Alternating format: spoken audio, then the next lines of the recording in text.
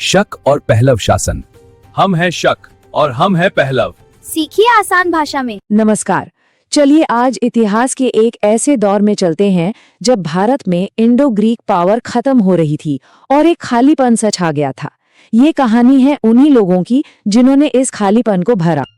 तो सबसे बड़ा सवाल यही था कि जब हिंद यूनानी शासकों का दबदबा खत्म हुआ तो उनकी जगह कौन आया? वो कौन सी ताकतें थी जो आगे बढ़ीं? यही हमारे आज के पूरे विश्लेषण का सेंटर पॉइंट है।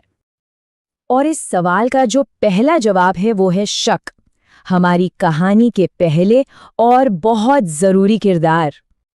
तो आखिर ये शक थे कौन? देखिए, ये लोग असल में सेंट्रल एशिया से आए थे, बेहतर चरागाहों की तलाश में, एक नई जिंदगी की तलाश में। ये इंडो ग्रीक्स के बाद भारत की तरफ आ गए। और इतिहास में जिस पहले शक राजा का नाम हमें मिलता है वो थे माउज। माना जाता है कि इस पूरे इलाके में शक रूल की नींव इन्होंने ही रखी थी। अब एक मजेदार बात यह है कि शकों ने कोई एक सेंट्रलाइज्ड एम्पायर नहीं बनाया।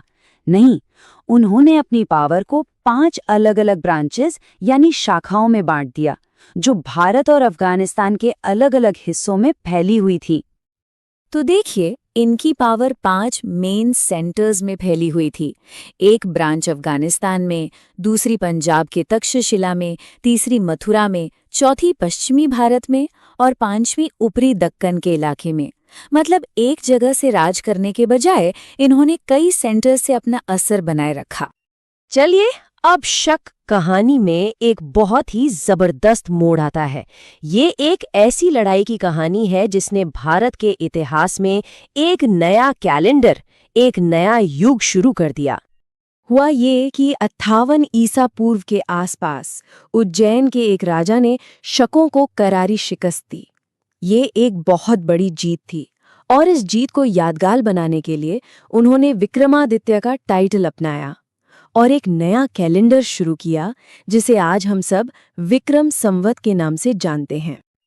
और यहीं से विक्रमादित्य सिर्फ एक नाम नहीं रहा, बल्कि बहादुरी और जीत का एक सिंबल बन गया। ये टाइटल इतना पॉपुलर हुआ कि आगे चलकर करीब 14 राजाओं ने इसे अपनाया और इनमें सबसे मशहूर कौन थे? महान गुप्त सम्राट चंद्रगुप्त द्वितीय। अब हम शकों की सबसे ताकतवर ब्रांच और उनके सबसे फेमस राजा पर अपना ध्यान लेकर आते हैं। शकों की जो 5 शाखाएं थी ना, उनमें से जो पश्चिमी भारत वाली थी वो सबसे ज्यादा कामयाब हुई। उन्होंने सबसे लंबे समय तक राज किया। तो इनकी कामयाबी का राज क्या था? इसके पीछे 2 बड़े कारण थे। पहला, गुजरात के समुद्री व्यापार पर इनका पूरा कंट्रोल था, जिससे इन्हें खूब पैसा मिला। और दूसरा, इन्होंने बहुत बड़ी तादाद में चांदी के सिक्के चलाए, जो इनकी आर्थिक ताकत को दिखाता है।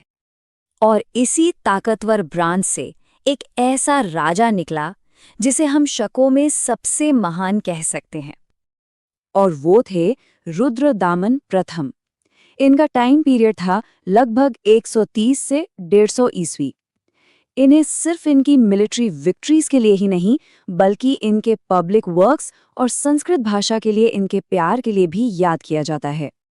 रुद्रदामन के राज में गुजरात और काठियावाड़ जैसे बड़े और जरूरी इलाके आते थे, और उनका एक बहुत बड़ा काम था सुदर्शन झील की मरम्मत करवाना।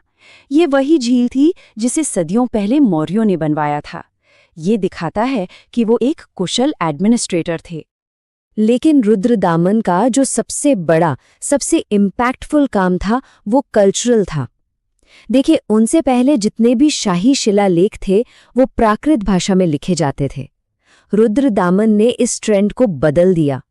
उन्होंने गिरनार में शुद्ध संस्कृत में पहला लंबा शिलालेख लिखवाया। ये एक बहुत बड़ा कदम था जिसने आगे चलकर संस्कृत को एक शाही भाषा के तौर पर स्थापित करने में मदद की। यहाँ एक और दिलचस्प बात, भारत में शक राजा खुद को राजा नहीं बल्कि एक क्षत्रप कहते थे। ये शब्द शायद उनकी पुरानी पहचान से जुड़ा है, जब वे बड़े साम्राज्यों के गवर्नर हुआ करते थे। अच्छा, तो शकों के बाद कहानी में एंट्री होती है एक नए ग्रुप की, जिन्होंने उत्तर पश्चिम भारत में अपनी जगह बनाई। जब शकों की ताकत उत्तर पश्चिम भारत में कम होने लगी तो उनकी जगह ली पार्थियनों ने। इन्हें पहलव भी कहा जाता है। पार्थियनों में जो सबसे फेमस राजा हुए वो थे गोंडोफन्स, और उनके दौर की एक बहुत बड़ी घटना मानी जाती है। ऐसा माना जाता है कि उन्हीं के टाइम पर सेंट थॉमस भारत में ईसाई धर्म का प्रचार करने आए थे। हाँ, एक बात और याद रखने वाली है कि ये पार्थियन आए कहाँ से थे। इनका ओरिजिनल घर था ईरान। ये ईरान से ही पूरब की तरफ बढ़े थे। तो आज की ये कहानी हम इसी एक सवाल पर खत्म करते हैं। जरा सोचिए, कैसे रुद्रदामन जैसे बस एक राजा का अपनी भाषा यानी संस्कृत के लिए जुनून, कैसे उसके एक फैसले ने आने वाली सदियों के लिए भारत के कल्चर और लिटरेचर की दिशा ही बदल